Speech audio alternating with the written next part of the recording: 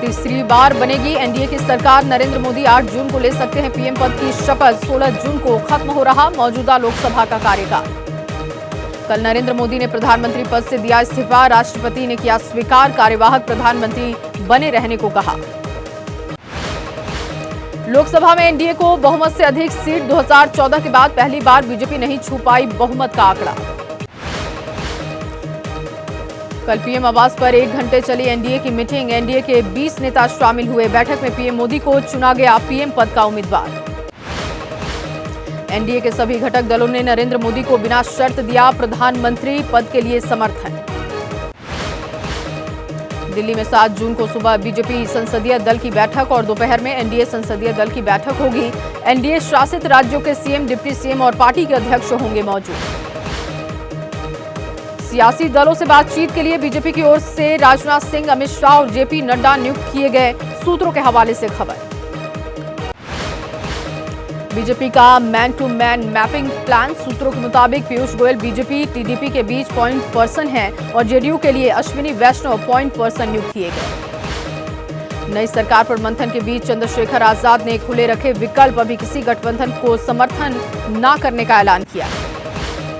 मंत्री परिषद की हुई मीटिंग। सूत्रों के मुताबिक बैठक में पीएम मोदी ने कहा, राजनीति में उतार चढ़ाव आता रहता है।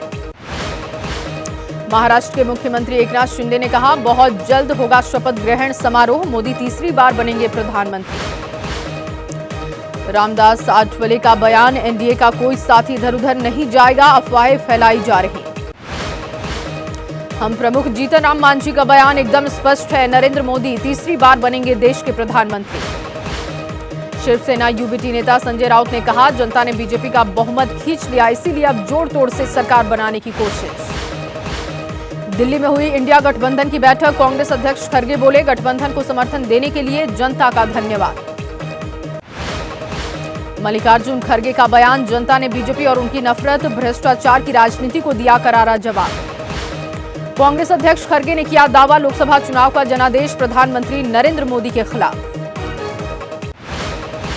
राहुल गांधी ने कहा, इंडिया भारत की आवाज, जनता ने लोकतंत्र और संविधान की रक्षा में अपना पूरा जोर लगा दिया।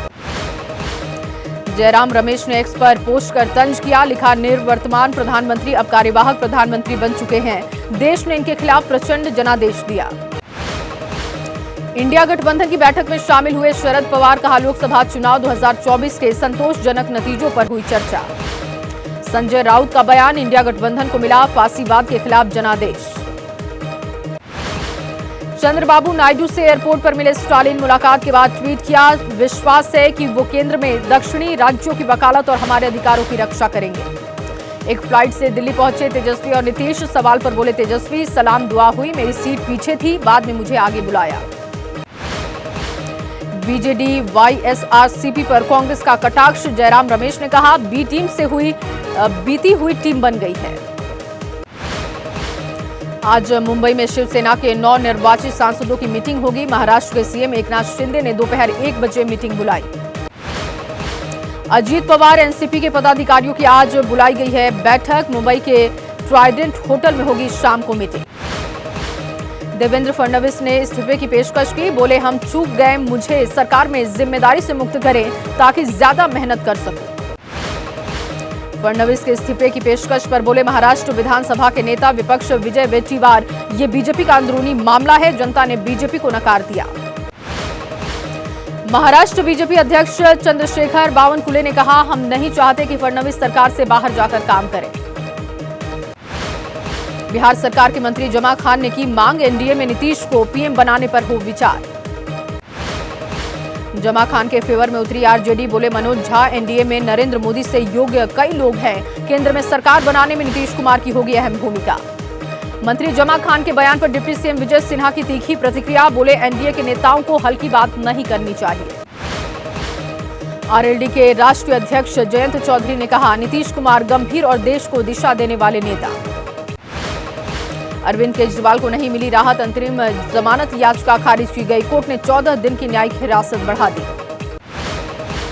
प्रज्वल रेवन्ना को आज बेंगलुरु की अदालत में पेश किया जाएगा। पुलिस कस्टडी खत्म होने के बाद पेशी होगी। हरियाणा हिमाचल से अतिरिक्त पानी की मांग का मामला है। दिल्ली सरकार की मांग पर आज सुप्रीम कोर्ट में सुनवाई है। मथुरा श्री कृष्ण जन्मभूमि ईदगाह का मामला इलाहाबाद हाईकोर्ट में आज फिर से होगी सुनवाई। दिल्ली 1984 सिख दंगों के दौरान हत्या का मामला आज राउंड एवेन्यू कोर्ट में सुनवाई है। कार्ति चिदंबरम की आज हो सकती है कोर्ट में पेशी। चाइनीज वीजा केस से जुड़े मनी लॉन्ड्रिंग मामले में गिरफ्तारी हुई थी। लैंड फॉर जॉब मामले में आज राउंड एवेन्यू कोर्ट में होगी सुनवाई। ईडी की तरफ से दाखिल चार्जशीट पर संज्ञान लेकर सुनवाई कर रहा है कोर्ट। करनी सेना प्रमुख सुखदेव गोगामेडी की हत्या का मामला, एनआईए ने गैंगस्टर गोल्डी बरार सहित 11 के खिलाफ दाखिल की चार्जशीट। बिहार के सहरसा में सिपाही की पत्नी की हत्या का खुलासा हुआ। पति ने ही पत्नी की हत्या करवाई थी। लखनऊ में व्यापारी की बेटी के साथ नौकर ने दरिंदगी को अंजाम दिया। आपत्तिजनक वीडियो भी तैयार किया। नौकर की हरकत से परेशान लड़की ने अपने परिवार को अपनी आपबीती बताई थी।